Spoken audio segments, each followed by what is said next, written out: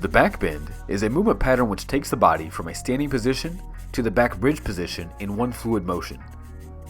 It's commonly seen in gymnastics as a prerequisite movement pattern leading to more advanced acrobatic movements in future training.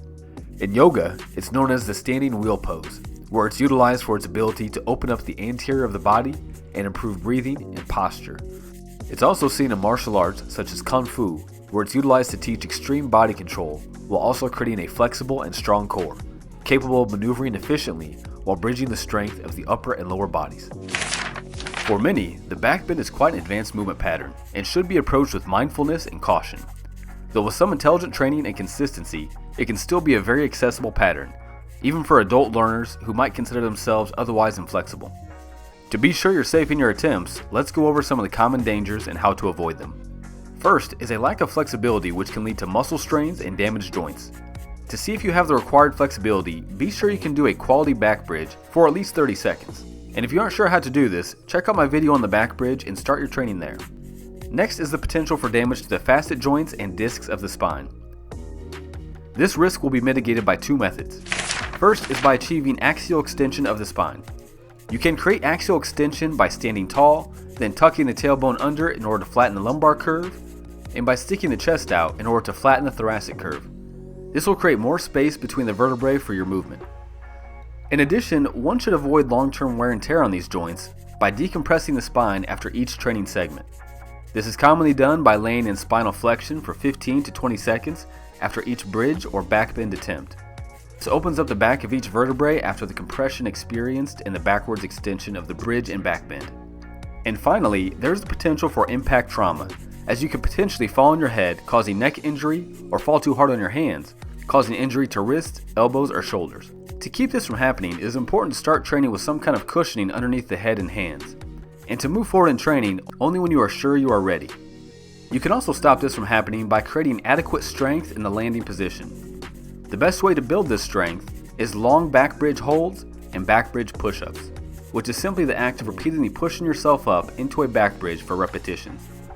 I would aim for quality sets of 4 to 8 reps to ensure that you have the proper strength to move forward into the back bend. In order to back bend, you will need to start by standing tall in a place where you have adequate space behind you and cushioning if this is new to you. As with the back bridge, this is easier the wider your stance is, so I suggest beginners start with a wide stance. Now raise your arms above your head and keep them straight. Your eyes will follow your hands throughout the movement. Also be sure to create axial extension through the spine before starting. Now push the hips forward as you begin to lean back. This forward shift helps bring some of your mass over the center of gravity to act as a counterbalance, reducing the strain on your core muscles as you bend backwards. Starting in this stage, your core muscles will begin engaging in order to control your momentum as you go backwards. Continue to arch your back and keep your eyes on your hands and arms straight. Before landing the hands on the ground, you will want to make sure your armpits are facing forward and you're beginning to shrug the shoulders up towards the ears. This will also require the fingers to be pointed backwards towards the feet. This results in the shoulder blades gaining maximum upward rotation, moving them away from the spine and allowing the maximum extension of the upper spine. When your hands find the ground, start pushing into a solid bridge position immediately. From here you can lower yourself down, or you can attempt to stand back up from the bridge, though this usually takes some time to get the hang of. For most people, you will need to train a while before you're ready for a full back bend, and that's okay because the progressions used to get the back bend come with the same benefits as the back bend itself. Remember to warm up before each workout and decompress the spine after each exercise. Once you have a good back bridge, you will want to develop your shoulder and arm strength with back bridge push-ups, as mentioned earlier in this video. Aim for 2 to 3 sets of 4 to 8 reps twice a week. You will also want to begin expanding your flexibility by performing forward and backwards rocking from within the back bridge position. The forward rocking will further open up the shoulders, while the backwards rocking will open up the hip flexors. To achieve this, you will simply get in the back bridge position, then push forward with the feet in order to forward rock, and push backwards with the hands in order to backwards rock. Aim for 20 to 30 seconds of continuous rocking at the top of the bridge. This is a good way to begin the training session after a warm-up or to get a good stretch during the cooldown. A great standalone exercise which will get you accustomed to the backwards motion needed in a back bend is the wall walk. To perform this, stand with your back to the wall and your feet roughly 2 feet away. Reach the hands back to the wall while arching the back.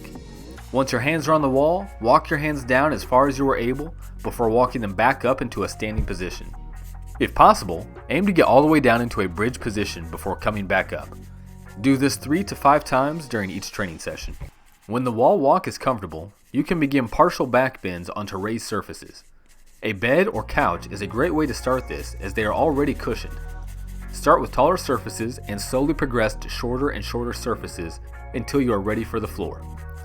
If you're lucky enough to have a good training partner, you can also have them spot you and help you lower into your first back bends. Have them stand in a squat by your side or kneel down onto one knee, placing one hand on your lower back and one hand on the upper back. They will follow your back as you go down in order to provide assistance should you need. I hope you enjoyed the video. Be sure to subscribe and hit the notification bell. Be safe and mindful in your training. Good luck on your back bend journey, and until next time, keep moving, my friends.